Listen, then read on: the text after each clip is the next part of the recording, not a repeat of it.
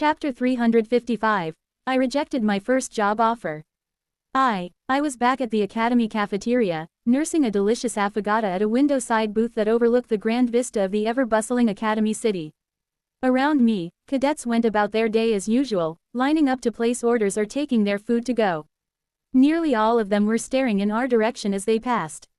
Yes, our direction. Sitting across from me on the other side of the table was a handsome young man who appeared to be around my age. He had leafy green curls and matching eyes, clear and vivid like a pair of polished jewels. With those genetically gifted features, paired with his lean build, fair skin, tall stature, and the effortless charisma that seemed to cling to him no matter what he did, there was no arguing that he was one of the most good-looking awakened in the entire academy. Dressed simply yet elegantly in a dark brown cable-knit sweater and beige slacks, the man occupying the spotlight was Jake Melflazer. Or rather, someone wearing his face.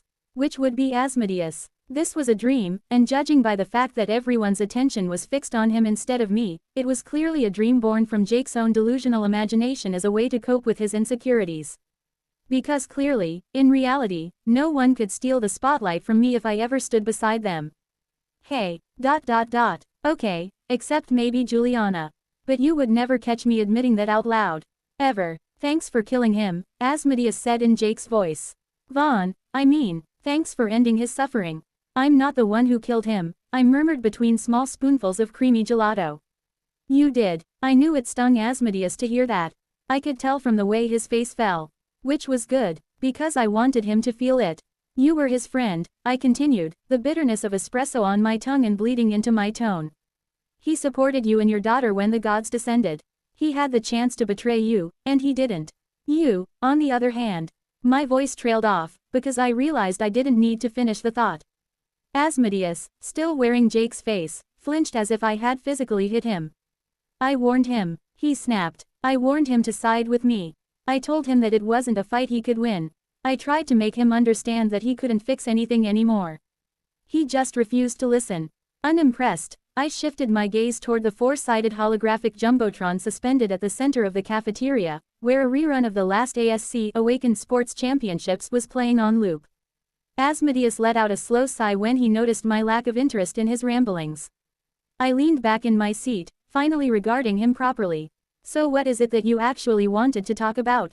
I'm going to give you the same offer I once gave my friend, said the Prince of Temptations, quite literally doing justice on his nickname by tempting me.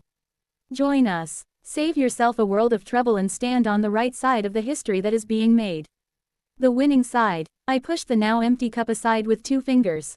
Why is the Spirit King even obsessed with Earth? If he just wants to raise an army, then there should be billions of planets left for him to conquer. And don't tell me he's already assimilated the entire universe into his domain, because that surely isn't possible. So can't he just, I don't know, pick some other world and leave mine alone?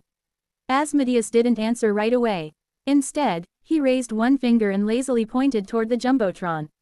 On the holographic screen facing us, a girl athlete leapt high into the air. Her body was draped in crackling arcs of light as she caught an incoming discus and hurled it back with such speed that the air itself warped around it. More than half of the cafeteria erupted into cheers as the replay ended. That, he said quietly, is why he can't. I frowned at the screen. That's just a girl throwing a disc. That, Asmodeus corrected, is essence flowing straight through her body. I followed his gaze back to the display. The athlete landed, and the reinforced ground beneath her feet fractured like glass. Earth, he went on, is the last world that still has access to it. I looked at him again. Access to what? Essence, he repeated. Divinity leaking into flesh. The final spillover of something far older than even the new gods. I scoffed. You're telling me the entire universe ran out of magic except for my home planet? A faint smile tugged at his lips. Not magic. Cards. My brow creased. You mean origin cards? No, the true cards, he said. From the Table of Worlds. I went still, my mind immediately going back to Rexard's journals. Asmodeus leaned forward, resting his elbows on the table. Jake's borrowed eyes reflected the flickering glow of the jumbotron as he asked, You've heard fragments of the myth of the 9 hands, haven't you? Yes, I replied dubiously. But remind me again what it's really about. He chuckled softly. In the beginning, before anything had meaning, there were the 9 hands, alien beings older than even the first gods themselves. They were avatars of the architects, basically developers of reality. And they gambled creation into existence. On the table of worlds, they played a game using true cards. Divine artifacts of incomprehensible power. A waitress arrived to wipe down the table and jot down our next order. I just waved her off. Asmodeus paused until she finished and walked away, then continued, each true card that was played birthed a concept: time, death, will, flame, memory, and countless others. Those cards established the rules of our universe. Reality spiraled outward from every play, every shuffle, and every wager. But here is where it becomes interesting. His voice dropped into a conspiratorial whisper, as though he were sharing something both amusing and horrifying. There were 9 hands, but 10 cards. The 10th card was drawn at the end of every game. It was made to reset the play. It was designed to call back the other 9 cards so they could be used again to create new concepts in a new round. I stayed silent, but the curiosity on my face must have been obvious, because he smirked at me. I did not like that smirk. But then, he continued, all of a sudden, before they could reset the game for what must have been the billionth time, the 9 hands vanished. In their absence, all 10 cards shattered. The fragments of those 10 cards dissolved into what you people now call essence and flooded into the worlds. Mortals became sensitive to that essence. Over time, they subconsciously began crystallizing tiny droplets of it, forming incomplete and minuscule shards of the true cards. My breath caught despite myself. So this was what Rexard had meant when he wrote that origin cards were not manifestations of the soul, contrary to popular belief. They were divine artifacts, entangled with the soul on a metaphysical quantum level. We did not awaken origin cards. We crystallized essence. Essence that came from the shattered true cards. Which meant that what we manifested was only a very, very small portion of something once infinitely greater. As if reading my thoughts, Asmodeus continued, so you see, little puppet, what you call origin cards are merely incarnations carrying a faint trace of the bigger divine code they once belonged to. After several seconds, I found my voice. Where did the 9 hands go? Asmodeus snapped his fingers once. That is the best part. They didn't go anywhere. The Spirit King killed them. My jaw dropped before I could stop it. He did what? He killed the 9 hands, Asmodeus repeated, clearly amused. And when they died, the true cards broke. I slowly rubbed the bridge of my nose.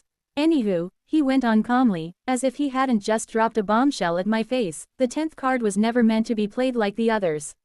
Like I said, it was a reset key. You understand what that means, don't you? My voice came out quieter than intended. Let me guess. The Spirit King wants the 10th card so he can draw all the essence back and restore the original 9 cards. Exactly. Asmodeus clapped like a proud teacher indulging a particularly dumb student. Then he gestured vaguely, as if scattering dust into the air. When the 10 cards shattered, their fragments dissolved into essence and flooded the mortal realm. The Spirit King conquered every world where essence still flowed. All but one. A cold weight settled in my chest. He already possesses all the fragments of the final true card, all except the last 8. Once he acquires them, he can reassemble it. Then he can reset the deck and rewrite the rules. He can take dominion over all of existence itself. Perhaps he can even create new concepts or delete old ones. Asmodeus' grin widened. He can become a true god. And wage war on the other gods, I thought. Silence stretched between us, filled only by the roar of the cafeteria and the distant voice of an announcer shouting about stats and world records. Finally, I breathed, wait. If all origin cards are fragments of the true cards, then there must be people whose origin cards come from the 10th card, right? Why doesn't the Spirit King just kill those people and leave Earth alone? There are 2 problems with that, Asmodeus said, lifting one long finger. First are the chosen ones. The chosen ones, destined ones, chosen ones, fated heroes, whatever you want to call them. They are the lock and the key he cannot touch. I frowned. That makes no sense. In simple terms, he explained, only the shards of the other 9 cards manifest as origin cards. As weapons and powers, as you already know. He tapped his chest once. The shards of the 10th card hide. They reside inside souls chosen by fate itself. They do not awaken. They do not shine. They simply exist, buried so deeply in their soul that even the Spirit King cannot extract them without destroying what they protect. My throat felt dry. So destiny chose random people to guard the shards of the most powerful object in existence. Yes, Asmodeus nodded. They were chosen to stand where gods dare not. To be the final obstruction between the Spirit King and the end of everything. Fate bends around them. The world favors them. Life gives them unfair advantages. If I must sound cliché, they are what you would call protagonists in a story. Ah, fuck. Chapter 356. I rejected my first job offer too. I was furiously massaging my eyebrows at this point. And what's the second problem? Asmodeus' smile thinned, just a little. The second problem, he began slowly, is that the Spirit King can't tell who carries which shard. You just said fate marked them. Yes, marked, not labeled. He folded his hands more tightly on the table, Jake's long fingers interlacing with deliberate calm. The shards of the 10th card do not manifest as abilities. They do not crystallize into origin cards. They do not announce themselves to the world. They are silent. Meaning, he said evenly, there is no way to look at someone and say, ah, that one carries a piece of the reset button. To him, every chosen one looks like an ordinary mortal wrapped in inconvenient destiny. The only way to know who the real one is when they rise to fulfill their fate. Which is, to oppose him, Asmodeus replied. Or at least try to, before dying in their last stand while saving the world. I nearly groaned and dragged a hand down my face. So he can't surgically remove the problem. Asmodeus nodded. He can only burn the whole forest down and hope the right tree falls. Earth is the last place where essence still flows. Which means it is the last place where the fragments of the 10th card can still exist. Every other world like this one has already been harvested. I exhaled out a humorless breath. So let me get this straight. He waited. The universe is being invaded because a godlike being killed some very old dudes, broke a reset button, and now has to hunt down a bunch of core idiots on Earth who don't even know they're carrying pieces of a divine card game inside their souls. Asmodeus tilted his head thoughtfully. When you phrase it like that, it does sound inefficient. I stared at him. And you expect me to join the side trying to finish that job? He didn't deny it. That's right. Join us, and you won't have to be one of the trees that falls. My fingers curled around the edge of the table. And what makes you think I'd ever join an eldritch suicide cult? It'd be one thing if he wanted to overthrow the gods and rule afterward, but that lunatic wants to end all of existence. Are you all insane? Seriously? Asmodeus' lips twitched upward. I didn't like the way he was smiling. He was smiling like I was a child who didn't yet understand how vast the bigger picture was. You wouldn't say that if you knew the real purpose of existence. Of all of reality, if you knew why the architects created everything and what role every creature was meant to play. I scowled hard. Fine, enlighten me. Start with who these architects even are. Asmodeus looked thoughtful for a second. But just when I believed he'd answer me, he waved in a dismissive gesture. No, I think it'll be far more entertaining when you discover that on your own. I only wish to be there to watch you spiral into an existential crisis the way I once did after learning the truth. I kept my breathing steady. In and out, in and out. This guy was really getting under my skin. Nothing new there. Regardless, I snarled, I'm deeply thankful, well, not really, for this generous job offer. But I think I'll pass on working for a cosmic psychopath. And besides, if fate is siding with the chosen ones, then I'll side with them too. I like betting on winners. The demon prince beamed at that, his face slowly beginning to resemble his own more than Jake's. Oh, you silly boy. When did I ever say they were the only ones favored by fate? ... What? I froze. I didn't like the teasing inflection in his voice either. Wait, no, what? But if the gods themselves support fate, then why would? Asmodeus cut me off before I could go on. Because fate is not their will. It is a system, an algorithm. It exists to keep things in order. To extract the maximum efficiency from reality. It is designed so people can suffer and cry, rejoice and laugh, despair and recover. It is both law and chain, a mechanism that forces souls to move, to grow, to break and reform. Unfortunately for you, that algorithm has already decided something. His voice lowered. It has decided that the Spirit King will win. And the gods will lose. I was still struggling to process that by the time he leaned closer. You see, Samael, I want to recruit you because you would make a perfect vessel for the 10th demon prince. He gestured casually at himself, or rather, at Jake's body. Far better than my current host. It is not easy to find someone whose fate has collapsed, after all. Most people die when destiny says they should die, you know. But with or without you, we will still win. Because it is written in the stars themselves. My head was actually spinning now. 10th, I blurted. What the hell do you mean the 10th demon prince? There are only supposed to be 9. The Queen of Rot is supposed to be the final piece of whatever nightmare puzzle the Spirit King is building. Asmodeus bobbed his head, still smiling. Originally, yes, the 10th Demon Prince was merely a contingency. A vacant throne in the hierarchy of the defiled, reserved for the one being who could exist outside the algorithm of the stars. He rose to his feet. As he did, the Academy cafeteria began to unravel. The polished marble floor dissolved into a swirling nebula of black ink. The ceiling above tore open, revealing a sky where dense constellations were being snuffed out one by one, like candles dying in a windstorm.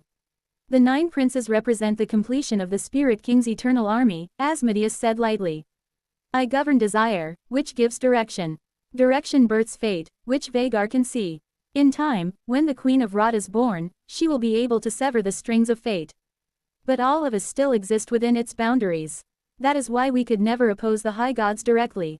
The 10th, however, is a position meant for someone who has no fate left to manipulate anymore. He stepped across the vanishing floor and stopped directly in front of me, his imposing silhouette blotting out the dying stars above. He was no longer wearing Jake's body. Yet that same disturbing grin stretched across his now inhuman face as he continued, you fit that role perfectly. Your loom has collapsed. You exist outside it now. You have no idea what the Supreme One could make of you, how powerful he could shape you to be. Especially when you are already a shade of one of the 2 primordials. Then he tilted his head. But don't misunderstand. You are not my only option. I have another way to remove my current host from the loom as well. Ironically, by changing your own fate, you also altered his. I suspect he is now walking the path that was meant for you, fulfilling a destiny that was supposed to be yours. I could work with that, eventually. But it would take time. So I truly hope you reconsider. It would save me a lot of trouble. I stood there in the collapsing remains of the world, darkness swallowing everything around us. Then I inhaled sharply and breathed out a single word. No. Excuse me. No. Asmodeus raised an eyebrow. Why, Samael? Why such stubbornness? I am offering you survival. The only reason you fight this war is because you don't want to die with the rest of the world. I'm telling you that you won't. You'll be spared. You'll become a monster. I finished for him. His lips pressed thin. You would not lose your consciousness. You would still be you. Did you know? I cut him off. There was once a man whose ship was crushed by ice, and his crew was stranded for hundreds of days in Antarctica. He crossed nearly 1,000 miles of the world's deadliest ocean in a lifeboat just to find help. And he didn't lose a single man. The 7th Demon Prince squinted. What are you talking about? I was the one ignoring him now. There was once a war where a few hundred hussars stood against thousands of invaders. When they ran out of bullets, they picked up the arrows fired at them and shot them back. And then there was a teenage girl who was shot in the head simply for wanting to go to school. She stood up afterward and became a voice that an entire regime couldn't silence. Asmodeus went quiet. We are a species built on spite, you dumb demon. I snapped. We survived ice ages, volcanic winters, and our own endless capacity for self-destruction. We are collections of 1,000,000,000 chances that somehow paid off. Maybe fate guided us. Maybe the gods did, but we had free will to give up at any moment, and we didn't. Even when our spirits were crushed, we kept standing. So, no, I shouted, sharper this time. I will not join you. Because there is nothing more despicable than a creature that betrays its own species. What you call stubbornness, I call inheritance. Asmodeus looked genuinely taken aback when I threw his own words back at him. But that didn't stop me. I don't care if fate says we lose. I don't care if the stars already wrote the ending. If my choice is to die as a human or live as a puppet for your so-called Supreme One, then I choose the dirt. This is my answer to your offer, Asmodeus. As long as I stand on Earth, humanity will not fall. Bring your king, bring your army, do whatever the hell you want. But you will have to go through me to take even a single inch of my world. By the time I was done, the Demon Prince of Temptations didn't look angry. He looked disappointed. Wow, he murmured. Deplorable, you say? How foolish. I didn't take you for the heroic type. I really didn't. I thought you were more practical than that. The silence that followed was absolute. For a moment, the swirling nebula slowed down, and even the stars stopped flickering out. Asmodeus stood still with his jaw slightly open, before his lips curled upward again. I am truly disheartened. But, you finally uttered my name. Chapter 357. I knew you knew I knew. Asmodeus was far from stupid. Obviously he knew there was a very high probability that it was a trap. He just didn't care. If there was even the smallest chance that I had truly slipped up, then he had no choice but to see it through. Which turned out to be a mistake. Because it was, in fact, a trap. I felt it before my mind could even begin to process what was happening. It was as if something was trying to force its way into my skull, pushing aside my thoughts to carve out space for itself.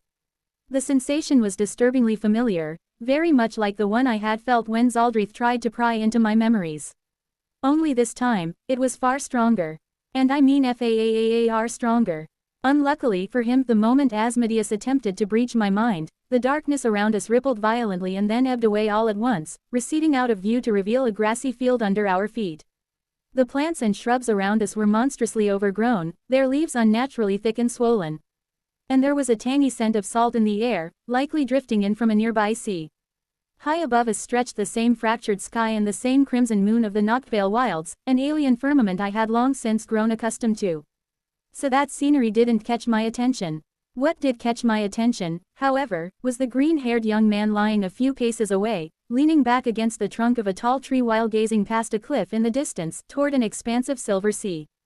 The boy was Jake Malflazer. The real one this time. He didn't react to my presence in the slightest, which immediately told me that he couldn't see me.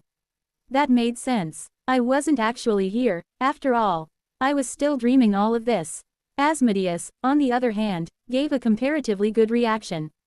He was standing right beside me, staring at this sudden change of view that wasn't initiated by him this time. Ah, damn it, he cursed, pressing a hand to his face.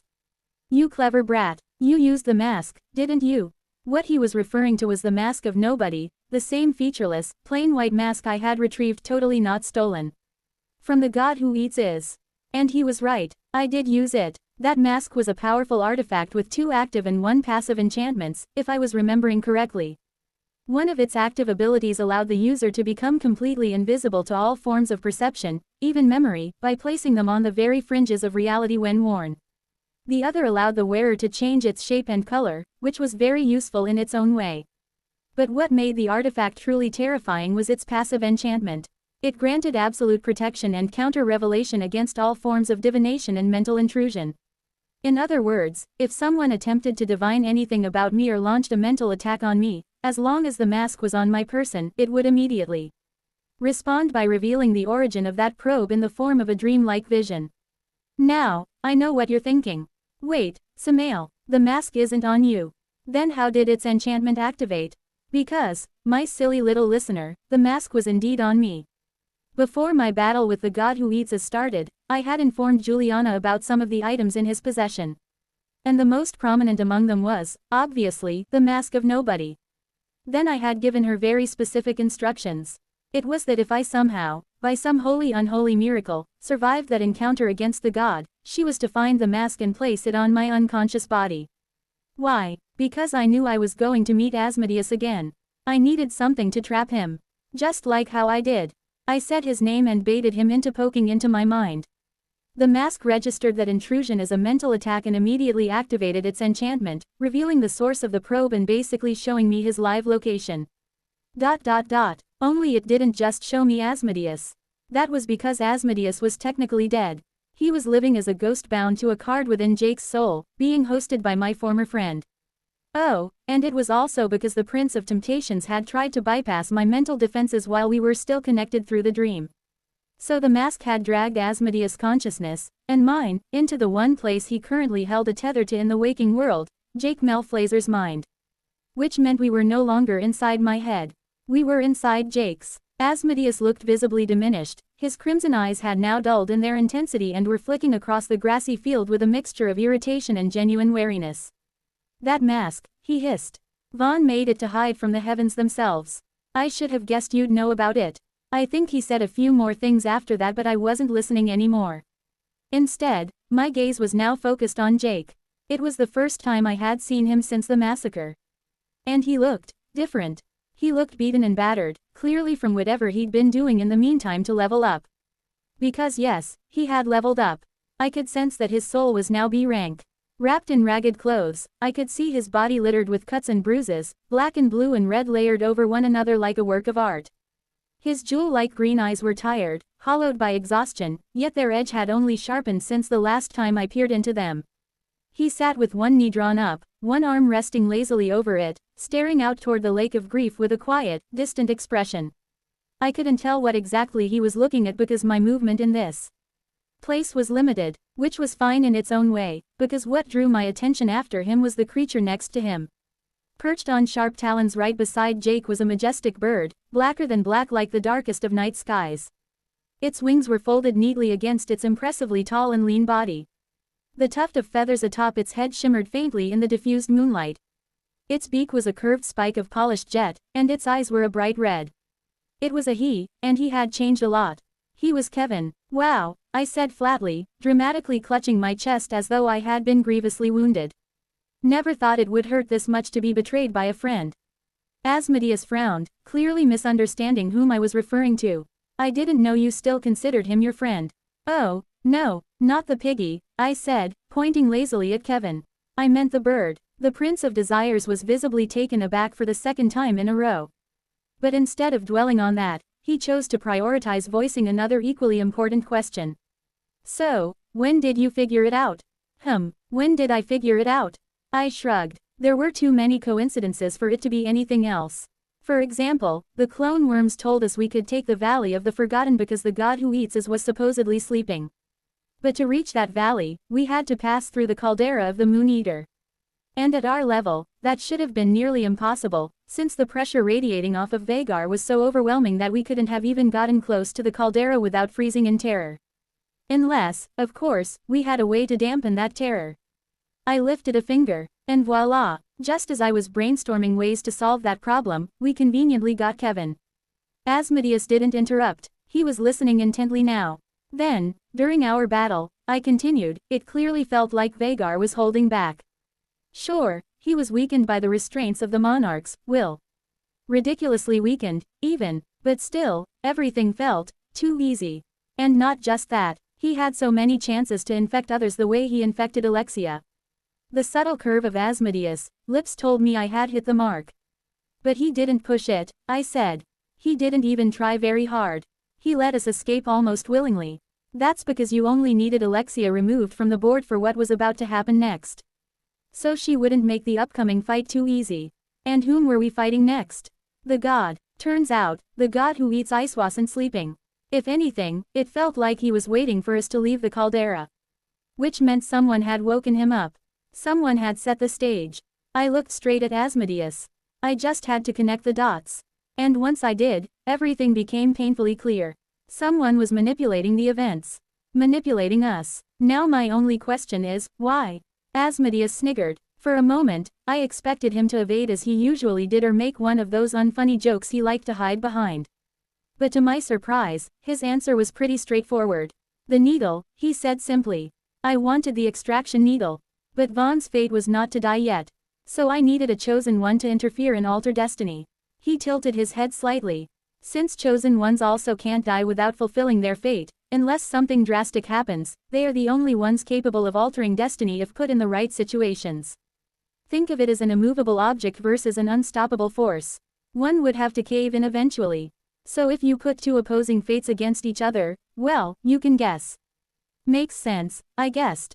The seventh demon prince continued. At first, I thought that you were one of the chosen ones. So I asked Jake, who had been teleported to this shore instead of deeper into the forest like the rest of you, to tame a beast with the power of my eyes. I also had him meet Vagar, so I could get in contact with him. Then I woke up Vaughn, or whatever thing he had become, from his slumber. I set the whole chain of events in motion. He sighed, a sound that carried genuine disappointment. But I was wrong, completely wrong. I realized much later that you were not a chosen one. The more closely I studied the intertwining of our fates, the more clearly I saw it. You were supposed to die. Your loom was collapsing entirely. There were peculiarities about you, yes. Your shade mark, for instance. But you are not Destiny's favorite. He paused before continuing, his gaze shifting back to Jake. Still, I realized that someone in your party had to be. Because no one survives the savage depths and hellish crests of this forest without being favored by fate. So I decided to stick with the plan. And lo and behold, you did it. You killed Vaughn. Now I can take his needle. A disdainful scowl found its way onto my face. Do all these ancient demons only know how to manipulate little kids who aren't even a fraction of their age? I shook my head. Regardless, he had unveiled some good bits of information that I would need to unpack later. For now, there was only one question that mattered. Why? I asked. Why what? Why do you want that needle? Asmodeus laughed softly. Oh, why would I ever want a needle that can thread out the strings of fate from a creature? ... Yeah, okay, that was a stupid question. Vaughn, in his fallen and corrupted form, used the needle to extract the fate strings from living beings and consume them, Asmodeus explained. Those strings are made of divinity. Every time he devoured them, he recovered fragments of his former power. That is how he kept the corruption confined mostly to his flesh. But even that was not enough. He gave a small shrug. I, however, can use it in many innovative ways. For one, I can refine and retune the runes of its enchantments. Then I can use it to thread out the restraints binding Vagar, he said, tapping his chin thoughtfully. That would take time, though. So perhaps I will simply have Jake present it as a gift to the Faceless One instead. My ears practically twitched. What? The Faceless One? He's here, already. The Faceless One, also known as the Nameless King, was the leader of the Syndicate of the Nameless Lords, an Illuminati-like cult devoted to reviving the false god. I didn't know much about him. I didn't know much about the Syndicate either, except that they controlled the world from the shadows and were going to be responsible for a number of events down the story. You could never tell who belonged to them. They had millions of sleeper agents scattered everywhere in the world. Even in the game, they were a persistent problem, a constant headache lurking in the background. It didn't help that Michael wasn't an influential figure for a long time in the plot, which meant the Syndicate remained largely unexplored in the earlier storylines. But one thing I did know was that the Syndicate, or rather, its leader, had visited the Noctvale Wilds at some point. Because sometime after the assassination of the Royal Twins, the Reflection Beast had been unleashed upon the Golden Sanctuary. Their goal had been either to kill my father, Arthur Kaiser Theosbane, or gather enough sacrifices to unseal the Hollow Harbinger. However, what shocked me now was the implication that the Faceless One himself was coming here to retrieve the Reflection Beast. I had believed he would send one of his underlings for a troublesome task. Like that. ... No, wait, stop. Asmodeus never said the Faceless One himself was coming here. I had just assumed it. My eyes widened. I snapped my head up, and found the Prince of Temptation smiling at me with clear satisfaction. Things are going to become very interesting from now on, he purred. You have no idea how much I hoped you would accept my offer. Well, don't regret it later when we have to kill you. And thank you, Samael. You've been a wonderful little puppet. Wait, I shouted as the world around us began spiraling back into darkness. As the Faceless One on the move. Where is he? Where is? Everything vanished. The last detail of that dream that I could remember was Asmodeus' creepy grin stretching far too wide on his inhumanly pale face, revealing far too many teeth that distorted his countenance grotesquely out of proportion. Chapter 358, Tactical Snuggling. I felt stiff, and very, very short of breath, as though a crowd of people had been piled on top of me. I also felt warm, way too warm, like I was buried under a dozen blankets. Gah! Ah! I jolted awake with a gasp. My eyelids flew open, and my blown-out pupils frantically swept around to study my surroundings, desperately trying to make sense of where the hell I was. I was in a room. Everything around me, the bed, the walls, even the roof, was made of crude, unpolished wood. There was no mattress beneath me, only some coarse cloth serving as a bedsheet, and even that felt unpleasantly rough against my bare skin. Because the so-called bed was nothing more than a rigid platform of saplings lashed together over thick wooden logs. Uneven knots pressed straight into my spine through the thin, scratchy fabric. To make matters worse, it didn't seem like I was wearing anything except my underwear shorts. But what left me speechless, what truly left me speechless, was the fact that there were two living and breathing people sprawled on top of me. One of them was a black-haired young man, undeniably a catch thanks to his annoyingly charming face and the washboard abs on full display since he was shirtless. At least he had the decency to be wearing pants, which already made him more dressed than I was. Then there was a pretty-faced girl with hair as orange as ripe tangerines, long and lush strands of which were splayed across my uncovered torso. She was also modest enough to be wearing a loose beige shirt and slacks, though both those articles of clothing were bunched up in places, exposing far more skin than they probably intended to. Undoubtedly the result of a night filled with a lot of tossing and turning. So that explained the suffocating heat, I supposed. But what it didn't explain was why Michael fucking Godswill was wrapped around one side of me, while Alexia goddamn Zinks was draped across the other. Or why she was using my chest as her personal bolster while his face was buried into my shoulder like it was the last safe haven on earth. What the, excuse me. I yelped like a chaste maiden whose chastity had suddenly become a matter of public concern after a very confusing night. I tried to sit up. Keyword. Tried. Alexia tightened her arms around my torso in her sleep, mumbling something incomprehensible as she burrowed her face deeper into my chest. Michael, on the other hand, shifted and threw one long leg over my thigh like he was claiming territory. I froze. Slowly and horribly, I looked down at myself. My sleepy mind finally shook off the grogginess and caught up to the scandalous reality of the situation. 2 people, a girl and a boy. On me, one on each side, both breathing heavily, both sound asleep, and both smiling in a way that suggested they were very, very content. It was obvious what had happened here. Quote. My dignity has been stolen, I concluded solemnly, a single tear sliding down the side of my face. Ag, what a tragic way to finally achieve my dream. You see, as much of a life of debauchery as I had led in the past, there was still one thing I had never done. A threesome. To be clear, it wasn't because I was incapable of pulling 2 girls at once, or a guy and a girl, in the case of a devil's three-way, which I preferred to avoid but had no particular moral objections to, provided I remained the center of attention. It also wasn't a problem of persuasion. I don't remember if I've ever told you this or not, but I was, and still am, considered ridiculously attractive. There had never been a shortage of girls lining up to let me be their mistake for the evening, all more than willing, some even begging, to fulfill whatever questionable kinks I happened to possess at the time. But somehow, some fucking how, the world always found a way to sabotage my pursuit of this fantasy. Always. Without fail. And now, when it finally fulfilled it, it did so while I was unconscious. When I couldn't even remember anything. I let out a long, mournful sigh and shoved aside the 2 idiots using me as their body pillow.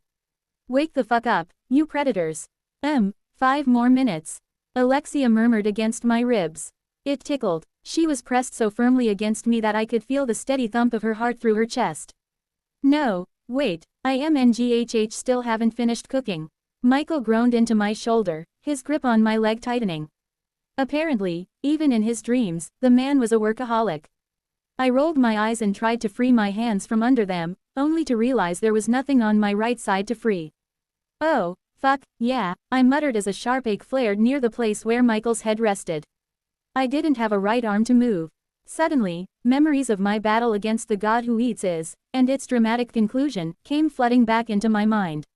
I gazed down at my chest, and beneath the dense curtain of Alexia's hair, an ugly scar was clearly visible. I tried to sit up again, but only managed to pivot slightly, wedging myself upright by a miserable inch. The star-shaped mark of raw tissue where the obsidian stake had pierced me was a vivid indication that I should be a corpse right now. My right shoulder ended in a clean stump. I had no doubt the rest of the arm was currently sinking into the cold depths of the lake of grief. All at once, the weight of it all, Vaughn's tragedy, my conversation with Asmodeus, the myth he had told me, and the Spirit King's goal, crashed over me like a bucket of ice water. And yet, at the same time, I felt an inexplicable sense of relief.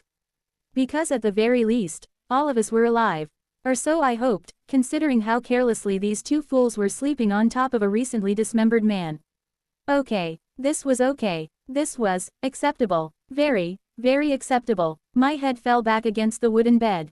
Drip, drip, drip. Genuine tears began to fall from my eyes this time. They slid down my temples and soaked into the scratchy cloth beneath me. I was alive. I was really alive. For a moment, I didn't care about the missing limb or all the cosmic secrets I had started to unearth. I was just so fucking happy. If I had been religious, I would have been thanking a god right then.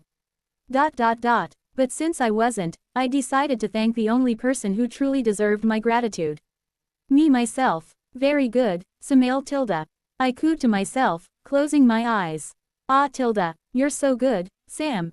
There's no one better than you. Never let anyone tell you otherwise. Say it with me. Now, say I'm the best. Yes, yes, I'm the best. I'm the best. Okay, so maybe I was going a little crazy, so what? Yeah, you are the best. That's right, you Ari, I continued, cheering for myself like a deranged one-man stadium. Fuck the Spirit King. Fuck the gods. There's no one above you.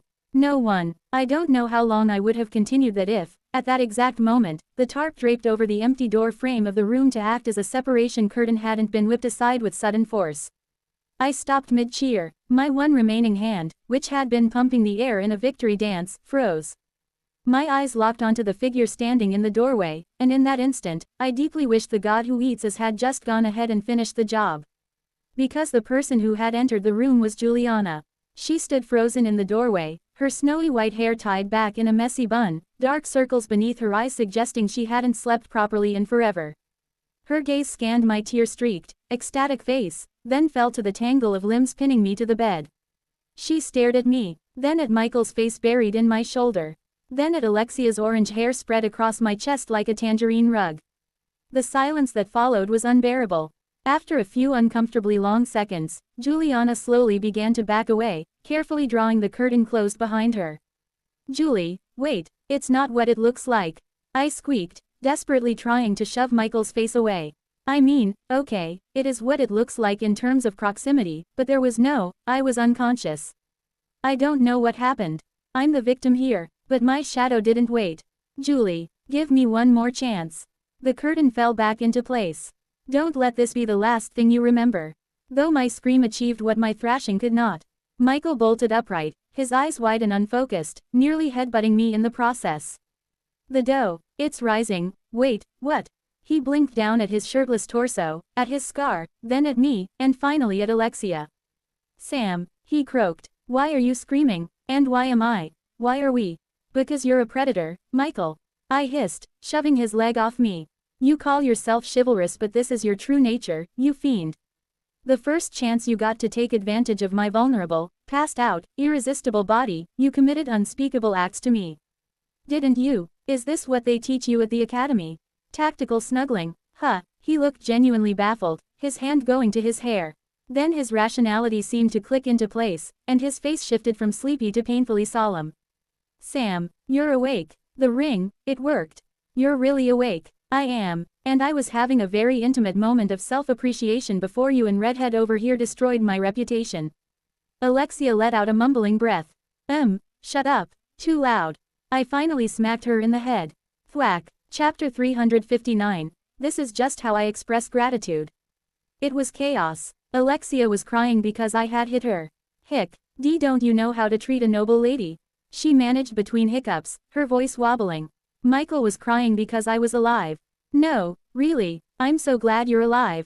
He wailed, trying to go for another crushing hug that I fended off with a well-placed foot to his sternum.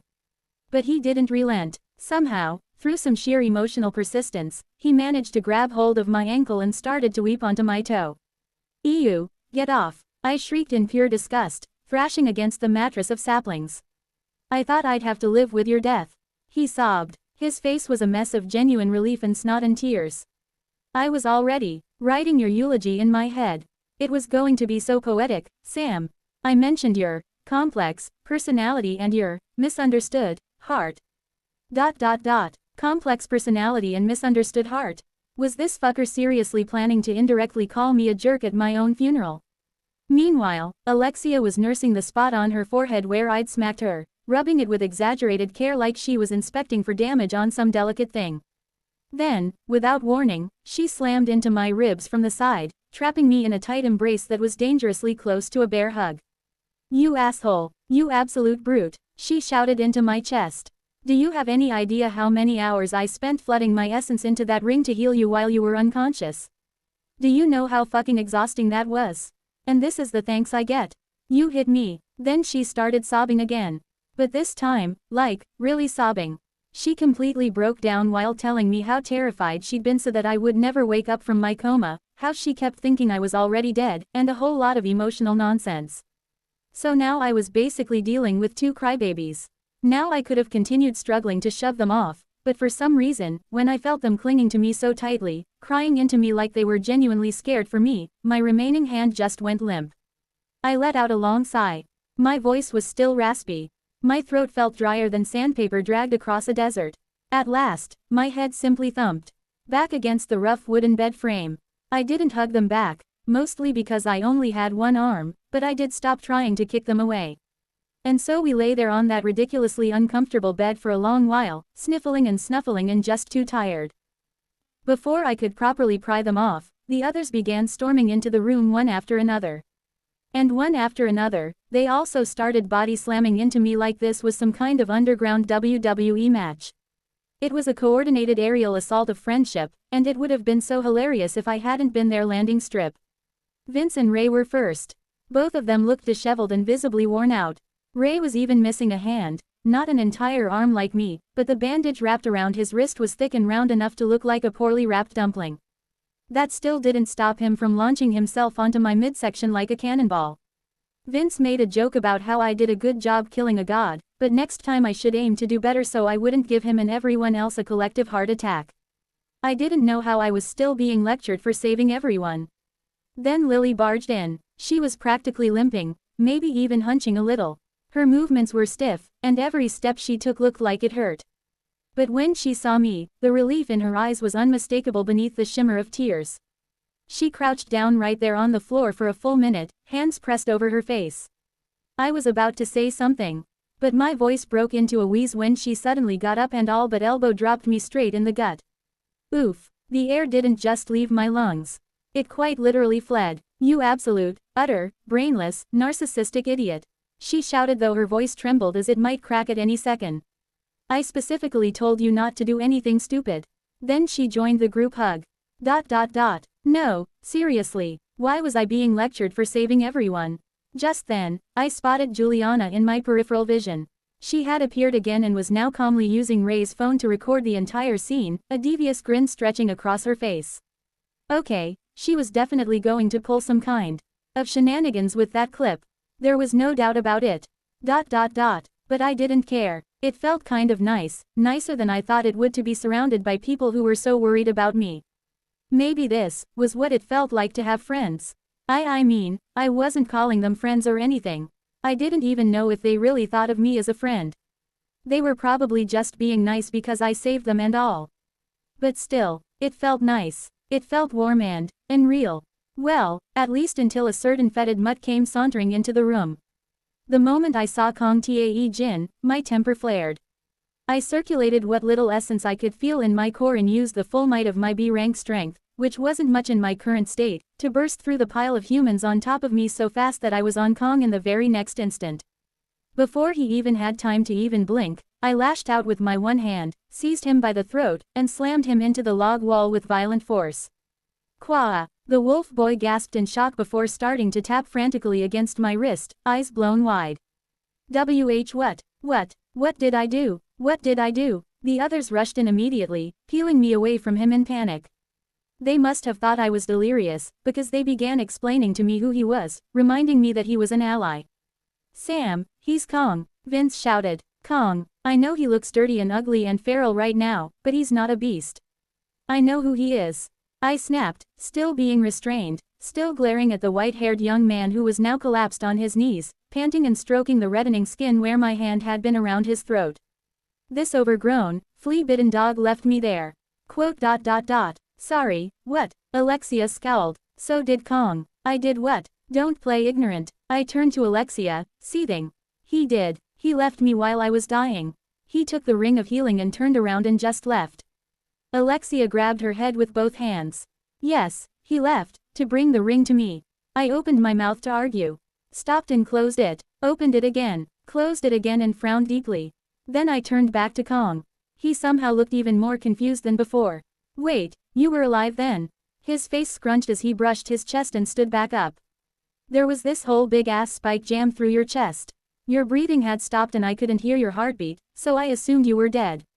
He pointed toward Juliana, whom I suddenly realized was standing far too close to me, one arm pressed against my bare chest as if to keep me back. Kong continued after coughing a few times.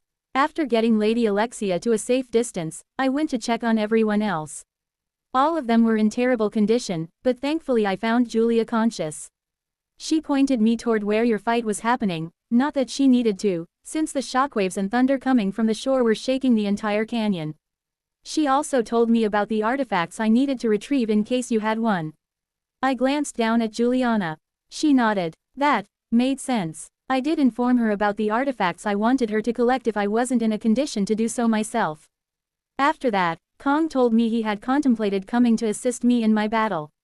But then the sounds of fighting stopped, and he decided it would be better to take Alexia with him instead.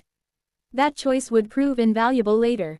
Because when he carried her to the shore and searched for where I was, he found me in what he believed was my dead state. In that moment, he made the decision to bring the ring to Alexia. Fun fact, I was later told that he quite literally went down on one knee to put it on her finger. Like a total simp. Haha, loser. So she could begin the bonding process. Then he hoisted her onto his back and swam toward the ice islet where I lay. She used that time, and a little extra, to complete the bonding. Since her soul rank was higher than Kang's, he believed it was safer to risk letting her bind with the ring. Which, again, turned out to be an invaluable decision. Because the Ring of Healing was a soulbound artifact, its effectiveness depended heavily on the user's soul. A C ranker like him would have only been able to mend shallow scratches, not close fatal wounds. So I literally swam through silver brine and icy chunks to reach you. Kong threw his hands up. Then I had to drag her across a collapsing glacier. And this is the thanks I get. You choking me. Again. Wait. Ray blinked like something very scandalous was revealed. Again. No, for real. It was so weird when Kong suddenly shoved the ring onto my finger and started screaming about Samael being a corpse. Alexia muttered, then raised her hands as well. But really, are all Theospanes incapable of thanking people properly, or is it just you? I had nothing to say. I looked at Kong. He looked back, his pale blue eyes were still wary and defensive. He looked exhausted, like someone who had sprinted through hell and then been scolded for not running fast enough. Oh, I said. My voice came out small. The silence stretched. My hand, still poised for another throat slam, slowly dropped to my side. I felt like a massive prick. Which was a familiar feeling, sure, but usually I at least had enough shamelessness to justify myself. It was then, right at that exact moment Kong noticed that flicker of guilt in my eyes, that his expression changed. Wait a second, he said, a knowing grin creeping onto his face. Wait a fucking second, did you think I left your noble ass there to die? Quote. Wah, PFFT. No, of course not. I waved a hand like the idea was absurd. But the asshole didn't let it go. No, you did. Ha, you really did. He burst into laughter. Oh no, Tilda. Was the strong and mighty Theospane scared this lowly mutt wouldn't come back for him? Was the strong and mighty Theospane about to cry? My glare sharpened. He actually batted his lashes at me in response. Fine, I decided to bite back. Well, I cleared my throat, looking anywhere but at him. I suppose, given the circumstances, and your limited intellectual capacity as a canine, it was a reasonable tactical decision. Barely. It worked. Huh, barely. Kong threw his hands up again. I saved your life, you narcissistic one-armed freak. And I saved yours. We're even. Juliana let out a soft huff, which was her version of a laugh, and finally lowered Ray's phone. Ray himself, however, was focused on something far more important. I'm sorry. Can we go back to how Kong just admitted Sam had already choked him once before this?